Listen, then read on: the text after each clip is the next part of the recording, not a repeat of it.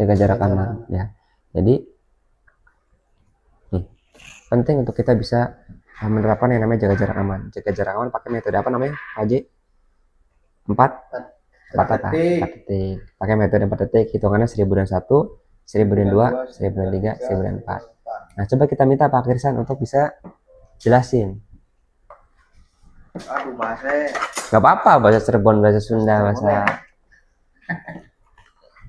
ini mobil depan. ini Kilo ini tiang. terus Kalau mobil ini nyampe sejajar ini baru dihitung. Sebelum jalan 1001 ini maju gitu. kali ya, 1000 dan 1. Iya 1001 maksudnya itu. 1000 dan 1, 1000 dan 2, 1000 dan 3. 1004. Ya. Jadi manfaat dari jaga jarak aman apa aja? 1, bisa mengantisipasi sejak awal segala hal yang tidak bisa kita duga, benar ya? Rem mendadak, apalagi Pak?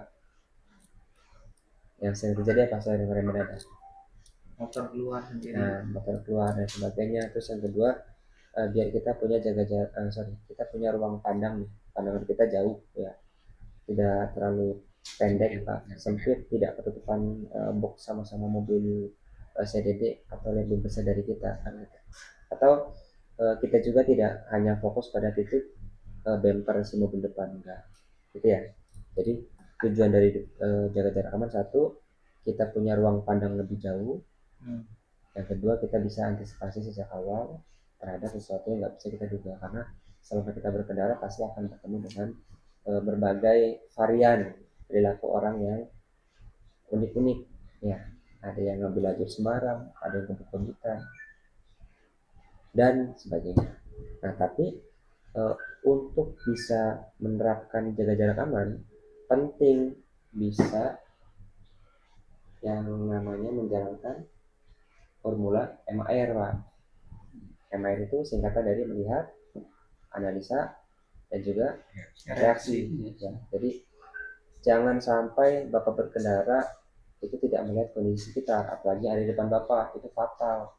Nanti kalau tidak melihat kondisi apapun yang di depan, yang terjadi ini langsung bereaksi. Kalau orang langsung bereaksi tanpa dia perhitungan lebih awal, lebih dulu, berarti reaksinya berantai Pak ya kan. Dia hanya mengandalkan apes atau tidak apes, kalau kata orang ya, banting kanan banting kiri, rem mendadak pasrah. Tapi kalau melihat dan analisanya ada, ini tidak akan mungkin ada eksiden akibat driver kaget, karena dia sudah melihat. Orang sudah melihat. Kalau orang normal, ketika dia sudah lihat apa yang di depan, pasti kan dia nanti mikir ya, kalau ada tikungan yang harus dilakukan apa, kalau ada mobil di depan yang harus dilakukan apa, kan gitu ya Pak. Analisa tuh yang harus dilakukan apa. Misal paling sederhananya mah, kalau di depan ada tikungan, maka kurangi kecepatan, nyalakan lampu sejak awal, cek spion kan gitu ya Pak ya. Baru reaksi. Jadi segala tindak tanduk Bapak di jalan terukur gitu. Ya. Oke. Ya, jadi jaga jarak aman penting, kita pakai metode 4 detik namanya, 1000 dan 1, 1000 dan 2, 1000 dan 3, 1000 dan 4. Tadi yang disampaikan Pak Kris betul. Ini mobil Bilog, ini mobil orang lain lah, mobil Avanza. Jadi ketika mobil ini beriringan, nah lihat sisi bahu kiri jalan, di sini ada pohon Pak ya. Pohon ini yang nanti akan jadi patokan mulai awal berhitung. Jalan beriringan, nah mobil yang depan sudah sejajar, terus pantat dia lepas, tek ya, baru menghitung. Jadi ngitungnya jangan pas dia masih di moncongnya Pak ya. Kalau Bapak hitung dari moncongnya, itu hasilnya tidak pasti, tergantung dari panjang si mobilnya. Kalau hitung dari moncongnya, antara mobil Brio dengan mobil trailer kan beda Pak ya. Jadi hitungnya dari lepas si pantatnya. Lepas pantat menghitung 1000 dan 1, 1000 dan 2, 1000 dan 3, 1000 dan 4.